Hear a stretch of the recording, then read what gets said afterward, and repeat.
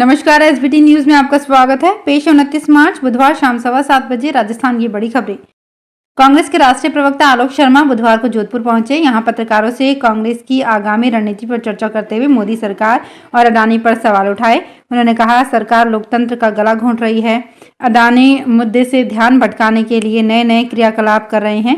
सरकार ने संसद में राहुल गांधी के पूछे सवालों पर जवाब देने से बचने के लिए उनकी सदस्यता रद्द कर दी। सरकार के खिलाफ राहुल गांधी खुलासे करने वाले थे, इसलिए अब जनता के बीच जाकर बीजेपी का वास्तविक चेहरा बेनकाब करेंगे। कांग्रेस पार्टी सरकार से डरने वाली नहीं है, बल्कि और मजबूत होकर मुकाबला करेगी। आने वाले समय में जनता इनकी हरकतों का जवाब जरूर देगी। बुधवार को सीकर में गुंगारा ग्राम पंचायत के सरपंच सतपाल धीमा के नेतृत्व में 5600 ग्रुप के बैनर तले अनेक ग्रामीणों ने जिला कलेक्ट्रेट सर्किल पर आरटीएच का विरोध कर रहे डॉक्टरों के खिलाफ जमकर प्रदर्शन किया और नारेबाजी की। सरपंच सतपाल धीमा ने कहा है कि राजस्थान सरकार ने प्रदेश की जनता के हित में जो आरटीएच बिल लागू किया है, वो बिल आम जनता, गरीब लोगों के लिए मील का पत्थर साबित होगा। प्राइवेट डॉक्टर अपने स्वार्थ के लिए इस बिल का विरोध कर रहे हैं। इस बिल के प्रति अब आमजन को जागरूक करने के लिए व डॉक्टर्स की हड़ताल खत्म कराने के लिए हम गांव-गांव, ढाणी-ढाणी जाकर आमजन को बिल के फायदे बताएंगे, उन्हें जागरूक करेंगे। सरपंच ने कहा कि अब डॉक्टर के खिलाफ ग्रामीण अहिंसात्मक उग्र आंदोलन करेंगे। राजस्थान के मुख्यमंत्री अशोक गहलोत ने सेवानिवृत्ति के बाद फिर से नियुक्ति चाहने वाले सरकारी कर्मचारियों और अधिकारियों की फिक्स पे में दुगनी से ज्यादा बढ़ोतरी कर उन्हें बड़ा तोहफा दिया है। कार्मिक विभाग ने पुनर्नियुक्ति के विस्तृत दिशा निर्देश जारी किए हैं। इसमें अलग अलग पे लेवल में 5300 से लेकर 55,100 रुपए तक की बढ़ोतरी की गई है। आपको बता दें कि कई पे लेवल में ये बढ़ोतरी दुगनी से भी ज्यादा है। राजस्थान के मुख्यमंत्री अशोक गहलोत ने आज गुजरात के अहमदाबाद में कांग्रेस मुख्यालय में प्रेस कॉन्फ्रेंस राहुल गांधी की सदस्यता रद्द करने वाले मामले को लेकर केंद्र सरकार पर तीखा हमला किया। उन्होंने कहा कि इस समय देश का जो माहौल है, देश में लोकतंत्र कहाँ जा रहा है, कहाँ जाएगा, इसका किसी को कुछ पता नहीं है। गहलोत ने कहा कि केंद्रीय एजेंसियां, ईडी, सीबीआई, यहाँ तक कि पुलिस भी अब इनकी ही हो गई है। इन्होंने पूरे देश में कानून की धज्जियां उड़ा दी है। इसलिए अब हम चाहते हैं कि हम केंद्र सरकार के खिलाफ एक जन अभियान चलाएं, लोगों को इनकी कारगुजारियों के बारे में बताएं। हमें जनता का साथ मिलेगा तो हम इसमें भी सफल होंगे, तभी सरकार का माथा ठनकेगा, क्योंकि सरकार का माथा ठनकना बेहद जरूरी है। मोदी का मुद्दों से कोई सरोकार नहीं है।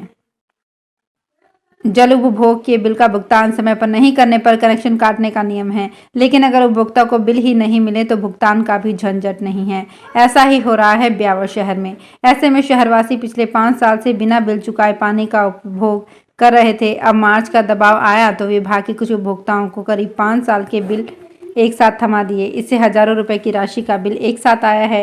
पीएचईडी की वर्ष 2018 से पटरी से उतरी बिल वितरण की व्यवस्था अब तक पटरी पर नहीं आ सकी है। अखिल भारतीय विद्यार्थी परिषद की ओर से बुधवार को विभिन्न मांगों को लेकर यूनिवर्सिटी के केंद्रीय कार्यालय में वीसी कक्ष के बाहर प्रदर्शन किया गया। इस दौरान पुलिस और एबीवीपी के छात्र नेताओं के बीच धक्का मुक्की हो गई। जबरन ऑफिस में घुस रहे छात्र नेताओं ने कॉलर पकड़ बाहर धकेला। दरअसल सुबह 11 बजे एबीवीपी के छात्र नेता वीसी ऑफिस में पहुंचे थे। उनकी मांग थी कि वे सभी मिलकर अपनी बात रखना चाहते हैं। ज्यादा स्टूडेंट होने की वजह से पुलिस ने उन्हें गेट पर ही रोक दिया। इस दौरान अंदर जाने की बात को लेकर बहसबाजी शुरू हो गई।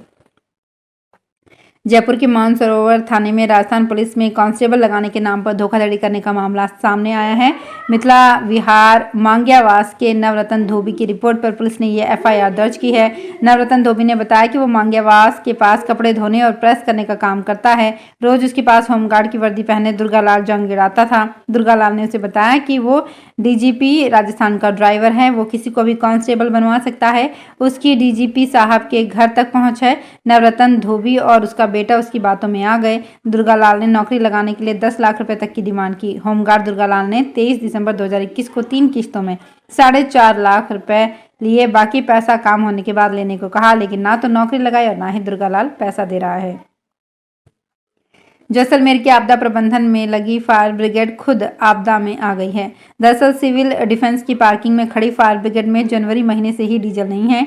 बताया जा रहा है कि फायर ब्रिगेड में डीजल भरने वाले पेट्रोल पंप का 3 लाख रुपया बाकी है। जनवरी महीने में पेट्रोल पंप वालों ने डीजल देने से मना कर दिया। अब 3 महीने से सिविल डिफेंस की दमकल पार्किंग में ही खड़ी है। ग्रामीण इलाकों में आग लगने पर नगर परिषद या निजी कंपनी वालों की दमकल के भरोसे रहना पड़ता है। आमजन को सुकून देने वाले water park, children park, yoga park या वुमेन गार्डन, अब तक आपने यही नाम सुने होंगे, लेकिन चूरू शहर में ट्रैफिक पार्क का नाम पहली बार सुना होगा।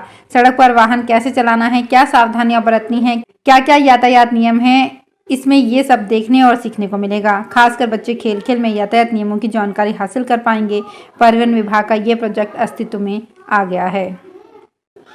जोधपुर दिल्ली रेल मार्ग का डेगाना डीडवाना रतनगढ़ खंड आमान परिवर्तन के बाद से ही ये रेलखंड सुविधाओं को तरस रहा था। रेल सुविधाओं के नाम पर भी इस खंड के साथ हमेशा से ही सौतेले व्यवहार का आरोप लगता रहा है, जबकि आमान परिवर्तन के बाद से ये खंड रेलवे के लिए कमाई देने वाला खंड रहा है। लेकिन अब सरकार ने इस खंड की टोह ली है और आने वाले दिनों में इस रेल खंड को भी आधुनिक सेवाएं मिलने जा रही है।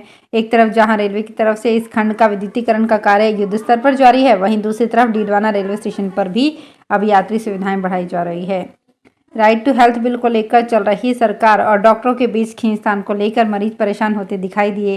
चित्तौड़गढ़ में बुधवार को सभी सरकारी डॉक्टर हड़ताल पर थे।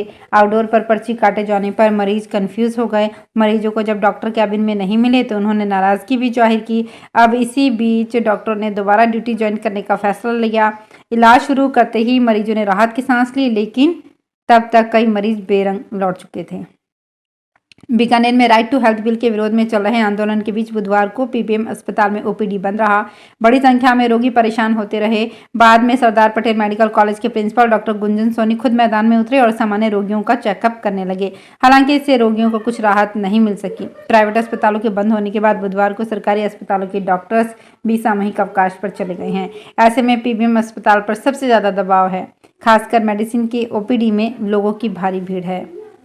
छत्तीसगढ़ में आज दूसरे दिन भी ईडी की कार्रवाई जारी है। रायपुर महापौर एजाज ढेबर के भाई अनवर ढेबर के घर में दबिश दी गई है। इधर एजाज ढेबर के समर्थक उनके घर के सामने पहुंचकर ईडी के खिलाफ विरोध प्रदर्शन कर रहे हैं। प्रदेश के अन्य शहरों में भी ईडी ने दबिश दी है। सूत्रों से मिली जानकारी के मुताबिक रायपुर, बिलासपुर, भिलाई, दुर्ग में ईडी की टीम पहुंची है। रायपुर में शराब कारोबारी बलदेव सिंह भाटिया, भिलाई के होटल संचालक विनोद सिंह के यहाँ कार्रवाई जारी है। रेलवे में लैंड फॉर जॉब स्कैम में बुधवार को दिल्ली की राउज एवेन्यू कोर्ट में सुनवाई हुई। कोर्ट ने आरोपियों की चार्जशीट कॉपी देने को कहा है। सीबीआई ने इस मामले में कोर्ट से सप्लीमेंट्री चार्जशीट पेश करने के लिए 4 हफ्ते का वक्त मांगा है। इसके बाद कोर्ट ने इस मामले में अगली सुनवाई के लिए 8 मई की तारीख रखी है। सुनवाई के लिए राबड़ी और मीसा भारती दिल्ली के राउज एवेन्यू कोर्ट पहुंचे थे। लालू आज सुनवाई के दौरान मौजूद नहीं थे। उनके वकील ने लालू के खराब स्वास्थ्य का हवाला दिया। राजस्थान के मुख्यमंत्री अशोक गहलोत ने पिछले दिनों 19 नए जिले बनाने की घोषणा की, लेकिन जयपुर को 2 जिलों उत्तर और दक्षिण में बांटने की घोषणा की गई है। शहर से लोगों की भावनाएं जुड़ी हुई है। खजरियावास ने कहा, सीएम गहलोत ने तो अभी एक घोषणा की है, ये तय थोड़ी ना किया है।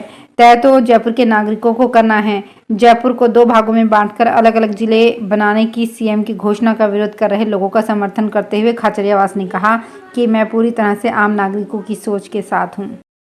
तो फिलहाल इस बुलेटिन में इतना ही। फिर हाजिर होंगी कुछ और बड़ी खबरों के साथ।